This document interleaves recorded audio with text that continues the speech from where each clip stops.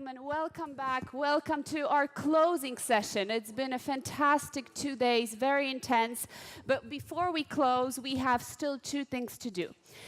We will have a very interesting, I think, fascinating panel, traditionally on Russia, closing the session.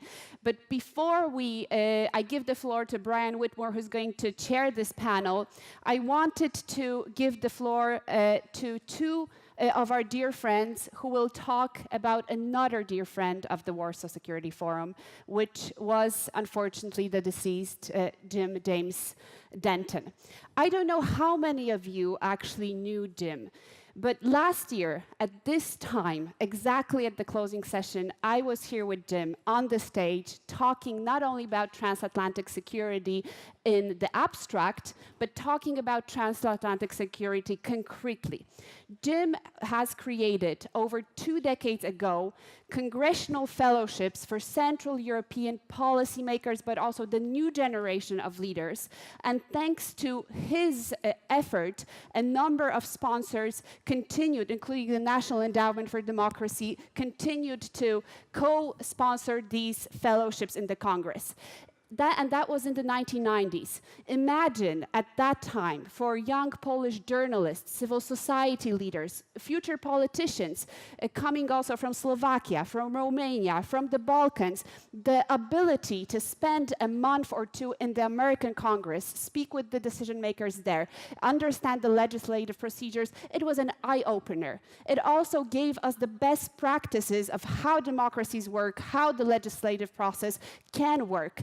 And those fellowships were incredibly important. Later in the years, Jim Denton, who was also the editor and publisher of World Affairs journals, continued to promote the Transatlantic Alliance through concrete initiatives. He established the Transatlantic Renewal Roundtable, which I had the honor to co-host here in Warsaw in 2015, but also found the energy in his last years, despite being gravely ill already, to open up again these transatlantic fellows program. And I had the privilege to, last year, 2016, be for a month in the US Congress, in the US Senate, as part of that program, as many of you. I could speak about Jim for hours and hours because he was truly my personal friend and the friend of our organization. But I would prefer to yield the floor to those who knew him much better, who knew him from the early years of his career. And I think in events such as this, it's incredibly important to remember people like Jim Denton. Why? Because they bring the concrete, not the abstract of our relations, but the concrete convener abilities that make us a community and as a whole. So I would like to invite two of Jim's, Denton's good friend, a distinguished fellow from the World Affairs Institute, Mr. Joshua Morawczyk, and Roger Potocki, who is the Europe Director for the National Endowment for Democracy. They will talk about Jim himself, but also the fellowship program that he has established. Gentlemen, the floor is yours.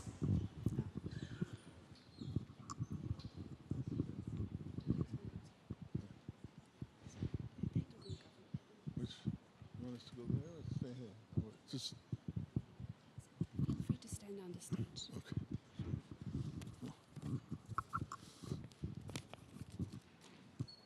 Okay. Hi, I'm Josh Morawczyk. I want to thank Katarzyna and the Warsaw Security Forum for giving me this opportunity to say a few words about a man who was my best friend.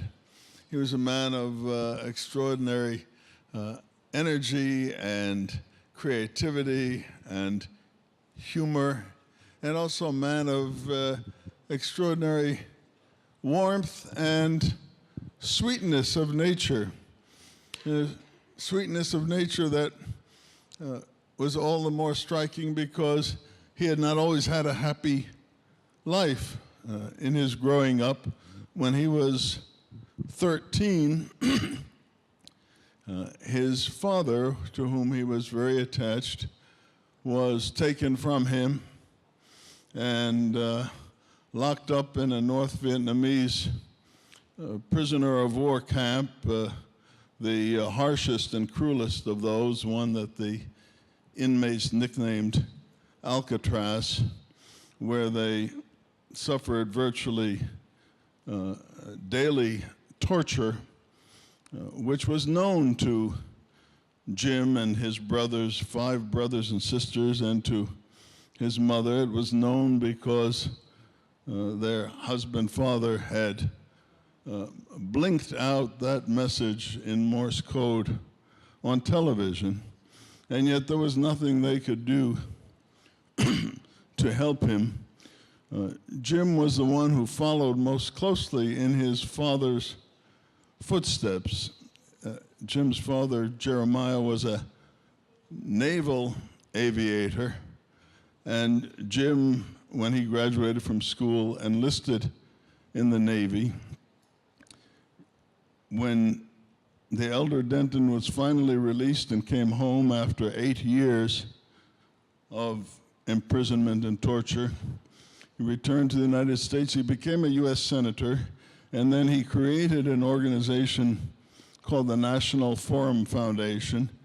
And Jim, having left the Navy, became its executive director. The purpose, or one of the purposes, of National Forum Foundation was to carry on a political fight against communism. And that's where I got to know Jim in 1984, 85, when the front lines of the Cold War had migrated from Vietnam to Nicaragua, and we were both seized with that issue. And then a couple of years later, I got to make my first visit to this country in 1988 to attend an illegal international human rights conference in Krakow. And I was blown away by the people I met there, especially the young Poles who, at sacrifice and great risk to themselves, were fighting to free their country. And when I got back home, the first thing I did was go to see Jim, and I said to him, we've got to do something to help these people. And when I said we, he understood, and I understood that I meant you have to, because I'm a writer, and there's a limited amount I could do. I could scribble a little about it. But Jim was a doer, an activist, head of an organization with the capacity to do things to help people. And he quickly arranged to come here and meet dissidents in this country and in the other Visegrad countries and start to think about what he could do. But before we could do much, it was 1989, and the whole edifice of the Soviet Empire crumbled. But it was then that Jim really came into his own with the Soviet Empire having crumbled. Jim did not think about revenge or recrimination over the harm that the communists had done to him and his family. He thought rather in a positive way of what he could do to try to be of assistance to the people in this region in building a new life of freedom.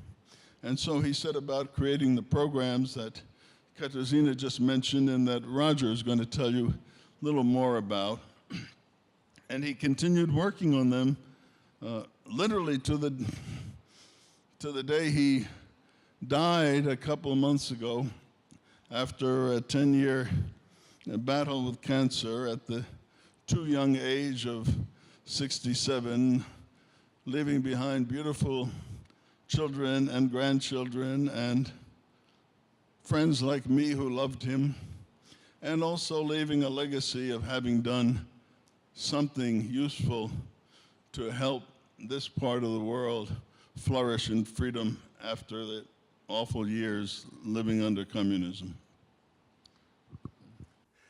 Thanks so much, Josh. When Jim decided to do something back then in the 1990s. I had just started working at the National Endowment for Democracy. We're a grant-making organization based in Washington, but we have sort of one firm rule that we don't fund projects in the United States. But Jim was so convincing. He said, we need to bring young thinkers, young politicians, young journalists to Washington to build a new transatlantic relationship. We need to teach them how the U.S. government works so the U.S. government can do something for them, as Josh mentioned. And Katarzyna didn't mention some of the names, but out of the hundreds of people that Jim brought from Eastern Europe to Washington to educate, today you would all know these names: very famous journalists, think tank people, politicians. I'll just mention one who was a friend of mine and a friend of Josh, Mariusz Hanslik, who first interned in the U.S. Congress, returned to the embassy in Washington, D.C., where he led the push to bring Poland into NATO, and tragically died in the Smolensk crash. We remember him today, and every person that Jim brought to Washington was just as special. And he kept contact with those people, and he treasured them. One of my colleagues back at NED in Washington said that Jim collected people like he collected art. He was a great art collector.